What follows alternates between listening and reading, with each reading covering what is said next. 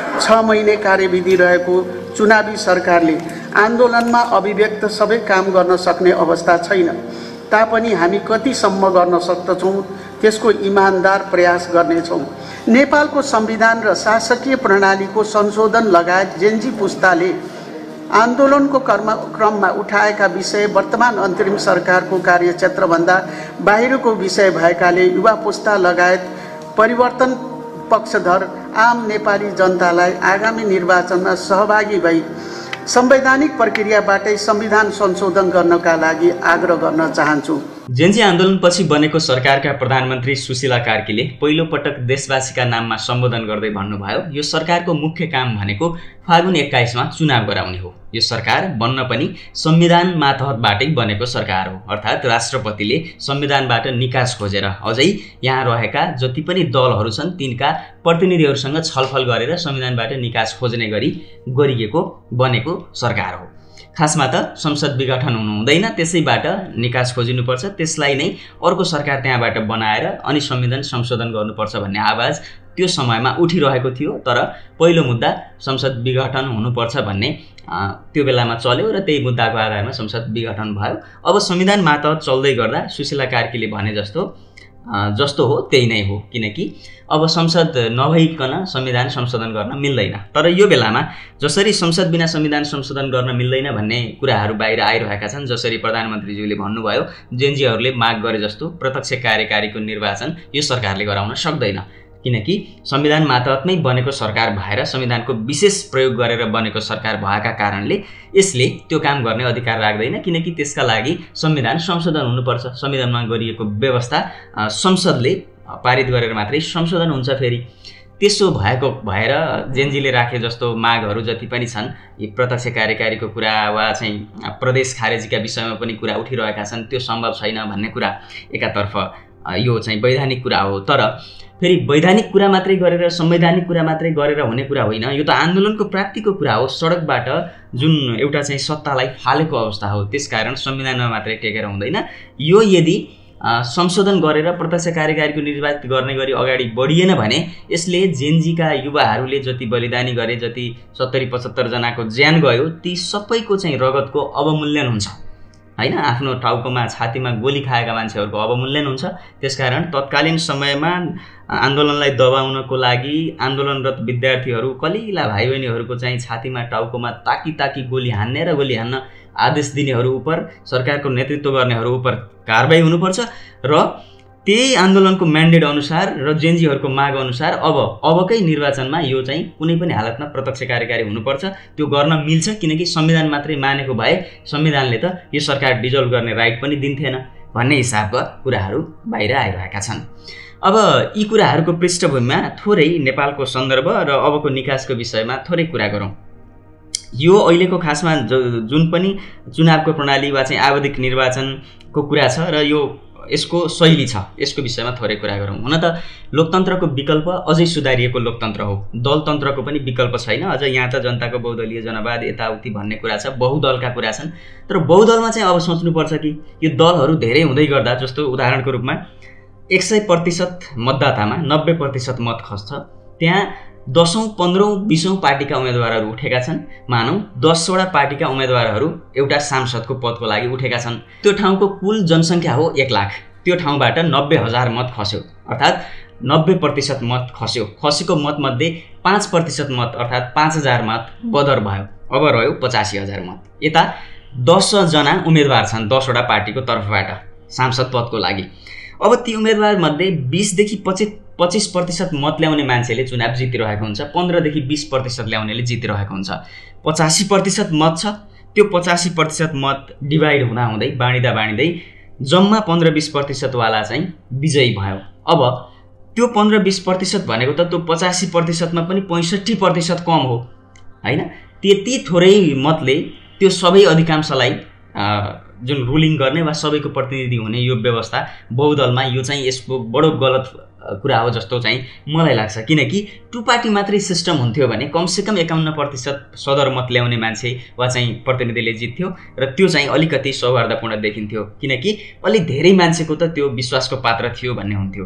अनि अहिले जुन पछिल्लो समय बजारमा एजेन्जीको आन्दोलनपछि देशमा जुन पार्टीहरूका बिचमा पार्टीका उम्मेदवारहरू वा चाहिँ पार्टीका नेता कार्यकर्ताहरूको बिचमा चलिरहेको चर्चा परिचर्चा छ, पुरानाहरूलाई निकाल्नुपर्छ, हटाउनुपर्छ र सबै नयाँ नेतृत्वमा जानुपर्छ। फेरि यसको अर्थ यो होइन कि हरेक पार्टीमा पुराना खतम छन्, नयाँ मात्रै राम्रा छन्।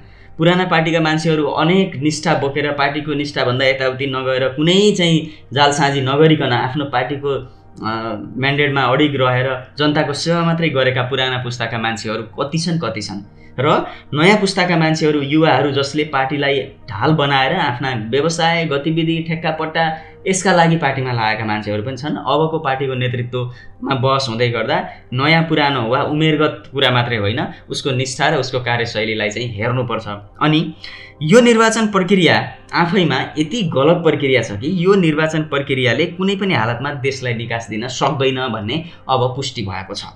मानौँ एकजना सांसद चुनावको लागि टिकट ल्याउने कुरा, उहाँले टिकट ल्याउँदै गर्दा नेतृत्वबाट टिकट ल्याउन कति रसाकसी गर्नुपर्ने भन्ने कुरा त अहिलेको नेतृत्वको हालत हेर्दाखेरि थाहा भइसक्यो। नेतृत्व भ्रष्ट छ, त्यसकारणले गर्दा सही मान्छेले भन्दा पनि त्यहाँ अनेक बल प्रभाव नाता कृपा होइन अरू उसको झोला कति बोकेको छ यी यावत र उस्तै परे पैसाको चलखेल नभएसम्म टिकट आउँदैन। जनतामा उसले दुनियाँ सङ्घर्ष गरेर टिकट लिएर आयो भने आफ्नै कार्यकर्ता जो क्रियाशील सक्रिय सङ्गठित के भन्ने छन् ती कार्यकर्ता नजिकको मान्छे यदि निष्ठावान रहेछ भने त उसँगै हिँड्देला। एकदमै निष्ठावान भएर सँगै हिँड्दा पनि उसलाई भोक लाग्छ, खाजा खुवाउनु पर्यो, उसको गाडीलाई पेट्रोल चाहिन्छ त्यो हालिदिनु पर्यो, उसले कति हाल्ने, एकदमै बुझेको अति नै नजिकको प्रिय पात्र रहेछ भने अलिकति खर्च गर्देला, नत्र अरू आम मान्छेलाई त त्यो खर्च गर्नै पर्यो, पर्चा पम्पलेट अनि सबका घर घर जानु पर्यो। फेरि हाम्रो नेतालाई मात्रै दोष दिएर हुन्न, समकालीन समाजको वा चाहिँ देशका नेताहरूको चित्र भनेको त्यहाँका जनताहरूको प्रतिबिम्ब हो। त्यसकारण फेरि मेरो घरमा त आएन फलानु भन्ने छ अनि त्यहाँ सबैकोमा पुग्नु पर्यो। त्यो सबै थोक कार्यक्रम गर्नको लागि जति खर्च नेताले गर्नुपर्ने अवस्था आउँछ, सामान्य एउटा मेयर वडाध्यक्षले चाहिँ 10-20 लाख खर्च गर्नुपर्ने अवस्था आयो। हामीले हाम्रै अगाडि आँखा अगाडि देखेका कुरा हुने, वडाको सदस्यमा उठ्ने मान्छेले समेत 2-4-5-10 हजार आफ्नो ल्याकतले चाहिँ हाल्नुपर्ने अवस्था आयो। मेयर अलि बलियो रहेछ, अलि चाहिँ व्यवसायी रहेछ, अलि धेरै पैसा सङ्कलन गरेको रहेछ भने उसले खर्च गरिदिएर जिते कसैले चुनाव, तर खर्च नगरेसम्म चुनाव जित्ने कुरा छैन। मिडिया परिचालन भन्यो, मिडियाका मान्छेलाई पनि पैसै चाहियो। यो सबै हेर्दा आफ्ना पार्टीका सङ्गठित क्रियाशील सक्रिय के सदस्य हुन् तीलाई पनि खुवाउँदै पाल्दै हिँड्नै परेको छ। त्यही बिचमा कोही धुर्त निस्क्यो भने त त्यही उम्मेदवारको परिचालन त्यो चुनावभरिमा उसले कमाएर घडेरी किनिदिन्छ। यस्तो समेत समस्या नेपालको सन्दर्भमा यो चुनावी प्रवृत्तिमा देखियो। त्यसकारण अब यो प्रत्यक्ष निर्वाचन प्रणाली आफैमा उम्मेदवार जनताको घर घरमा जाने एउटा चाहिँ जान पहिचान हुने एउटा प्रसङ्ग फाइदा हुँदाहुँदै पनि यो चुनावको खर्चको प्रक्रियाले गर्दा यो एकदमै गाह्रो भयो। अनि जसका धूर्त खालका चाहिँ सहयोगीहरू पर्दिन्छन्, धेरै पैसा खर्च गरिदिन्छन् वा नियमित रूपमा हुने खर्च पनि धेरै भइदिन्छन्, अनि त्यो मान्छेले ऋण धन के गरेर गरेको खर्च त कुनै न कुनै हिसाबले निकाल्नु नै पर्छ। त्यही निकाल्ने सन्दर्भमा यो भ्रष्टाचारको चाहिँ जालो फैलिन थाल्छ। यति मात्रै हो, अरू केही पनि होइन। यही कारणले गर्दा अहिलेका चाहिँ पार्टी पोलिटिक्स गरेका मान्छेहरूलाई एउटा असफलताको ट्यागमा पुग्नु परेको हो। यो थोरै लोभले गर्दा त्यो लोभ चुलिँदै गएर देउबाको घरमा, काङ्ग्रेस सभापति देउबाको घरमा पोलिएका पैसाहरूको थुप्रो र त्यो थुप्रो पोलिसकेपछि उनका कार्यकर्ताहरूले आफ्ना चाहिँ कार्यक्रमहरूमा त्यसलाई गलत बताउनुपर्छ, यो भन्नुपर्छ, जनतालाई चाहिँ पत्याउने बनाउनुपर्छ भनेर आएका यावत कुरा छन्। यी पनि सबै एकैचोटि भएको होइन। नेताहरू एकदम तानाशाह जस्तो एकदम चाहिँ डिक्टेटर टाइप र चाहिँ आफ्नै मनोमानीमा चल्ने र कहिल्यै कुर्सी नछोड्नु पर्नेको कारण नै यिनै सानातिना भ्रष्टाचार मिलिजुलीकै कारणले गर्दा हो। किनकि अर्को मान्छे आयो भने सबै पोल खोल्छ, पोल खोल्यो भने सकिन्छ। यो कुराहरू गएर धेरै ठाउँमा जोडिएको छ। त्यसकारण अहिलेको निर्वाचन प्रणाली नै बेठिक छ। प्रत्यक्ष कार्यकारी एकजना, त्यसमा कति हो एउटा विचारगत रूपमा समूह बनाएर बढीमा कतिजना उठ्न पाउने हो त्यो व्यवस्था, सकेसम्म त 2 जना बिचमा अमेरिकामा जस्तो चुनाव प्रणाली भयो भने गजब हुन्छ। अनि अरू खालका निर्वाचनहरूमा पनि पार्टीगत चुनावहरू होस्, मतलब पार्टीहरूले आफ्ना उम्मेदवारहरू पहिल्यै डिक्लेयर गरून्, यी हाम्रा सांसदका चाहिँ उम्मेदवार हुन्, हामीले हाम्रो पार्टीले जितेको मतको आधारमा हामीले चाहिँ यिनीहरूलाई यसरी माथिबाट 1, 2, 3 गर्दै पठाउने हो भनेर पार्टीहरूले डिक्लेयर गरौँ।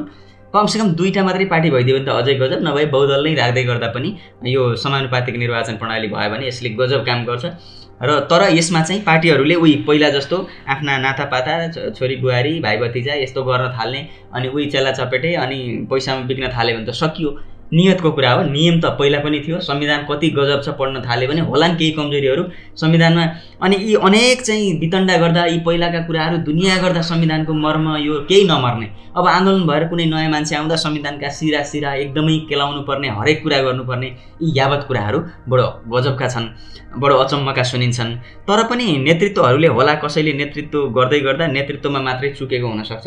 केपी ओलीले भ्रष्टाचार नगर्नु मेरो गल्ती भयो भन्नुभएको छ, तर उहाँको संरक्षणमा रहेर कतिले भ्रष्टाचार गरे होला? उहाँले आफ्नै सम्पत्ति राज्यलाई दिएको मान्छे पैसाका बोरा थुपार्नु भएको छैन होला, त्यो आफ्नो ठाउँमा छ।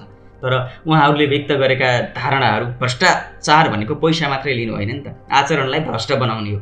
कुनै एउटा चाहिँ देशको प्रधानमन्त्री मन्त्रीमा रहेको व्यक्तिले मिडियासँग फेस गर्दा कसरी बोल्छ, जनतालाई सम्बोधन गर्दा कसरी बोल्छ हैन, आफ्नो शक्ति प्रदर्शन कसरी गर्छ, कुन हिसाबमा चाहिँ आफ्ना कार्यकर्ताहरूलाई निर्देशन दिन्छ, जुन निर्देशन तानाशाह जस्तो सुनिन्छ कि लोकतन्त्र जस्तो सुनिन्छ, यी यावत कुरा धेरै कुराहरूको चाहिँ यी कम्बिनेसन मिल्दै आएर यहाँसम्म आएको हो। तर अब यो वर्तमान सरकार अन्तरिम सरकार चुनाव गर्ने एउटा परिवर्तन त भयो भन्ने छ, तर यो अब जटिल भुमरीमा फस्दैछ। यता जेनजीको नेतृत्वहरू र उनीहरूलाई समर्थन गर्ने विश्लेषक, राजनीतिक व्यक्तित्वहरू, चिन्तक, पूर्व प्रधानमन्त्री डाक्टर बाबुराम भट्टराईले त भन्नुभएको छ संविधानको धारामा मात्रै बसेर हुँदैन, यो त सडकबाट आएको म्यान्डेट हो, हुनैपर्छ, यो नभए त कहाँ हुन्छ र त यत्राको चाहिँ रगत खेरा जान्छ भन्नुभएको छ। यस्ता चाहिँ विश्लेषण गर्ने धेरै छन्। अबको बाटो के होला, अब चाहिँ कसरी निकास निस्कन्छ, संविधान संशोधन गर्नको लागि चाहिँ विधि प्रक्रिया नपुर्याइकन संशोधन गर्न सक्ने अधिकार कसरी प्रयोग गर्ने हो? हुन त संविधानलाई यसरी पनि परिभाषित गरिरहेछ, कुनै हालतमा चलाउन मिल्दैन भन्ने, तर आफूले चलाउन परेको खण्डमा जताततैबाट निकास निकाल्न मिल्ने पनि छ संविधान। नेपालको सन्दर्भमा अनेक द्विअर्थी शब्द उसहरू लाग्ने, अर्थहरू लाग्ने खालका धाराहरू, यावत कुराहरू। त्यो भएर संविधान तह निकास निक्लेर बनेको संसद भए पनि अबको चुनाव पहिलेको परिपाटीमा भयो भने नेताहरूलाई मात्रै दोष छैन, नेताहरू भनेको जनताका प्रतिबिम्ब हुन्। त्यसकारण पुरानै दलका मान्छेहरू आउने र उनैका हालिमुहाली हुने सम्भावना प्रबल छ। यति हुँदै गर्दा पनि पुराना पार्टीका खास गरी कांग्रेस एमाले पार्टी शुद्धिकरण वा यसको चाहिँ पुनर्संरचनाको विषयमा कुनै एउटा बहस पनि चलाएको छैन। उल्टै यिनका चाहिँ कार्यकर्ताहरू, अझ खास गरी एमालेका चाहिँ कार्यकर्ता, अलि उच्च पदस्थ नेताहरू, महेश बस्नेत जस्ता मान्छेहरूले आन्दोलनकारीहरूलाई अनेक खालका चाहिँ संज्ञा दिने, जेनजीहरूलाई अनेक लान्छना लगाउने, यावत तरिकाले धम्क्याउने, देशमा अनेक षड्यन्त्र भयो भन्ने हिसाबले कुरालाई पुरै मोडिफाई गर्ने तिर चाहिँ गइरहेको देखिन्छ। यो चाहिँ आफैमा दुःख लाग्दो कुरा छ। अबको सरकार बन्दै गर्दा, अबको निर्वाचन हुँदै गर्दा कुनै पनि प्रावधानमा टेकेर, कुनै पनि हालतमा टेकेर प्रत्यक्ष कार्यकारीको हिसाबमा अगाडि बढ्ने र अहिलेसम्म भएका भ्रष्टाचारका कुराहरू जति पनि 46 सालपछि उच्च पदस्थ नेता नेतृत्वमा बसेकाहरूलाई छानबिन गर्ने, सम्पत्ति छानबिन गर्ने र चाहिँ भ्रष्टाचारका मुद्दाहरूलाई चाहिँ छानबिन गर्ने दिशामा अगाडि नबढ्ने हो भने फेरि यसले तुरुन्तै अर्को प्रतिक्रान्ति निम्त्याउँछ। त्यो चाहिँ देशले सहन सक्ला नसक्ला वा देशमा अर्को पश्चगामी चिन्तन आउला के होला त्यसको बारेमा भन्न सकिने कुनै अवस्था छैन। तपाईँलाई के लाग्छ? पछिल्लो परिदृश्यलाई तपाईँले कुन रूपमा हेर्नु भएको छ? कृपया कमेन्ट गर्नुहोला। नमस्कार।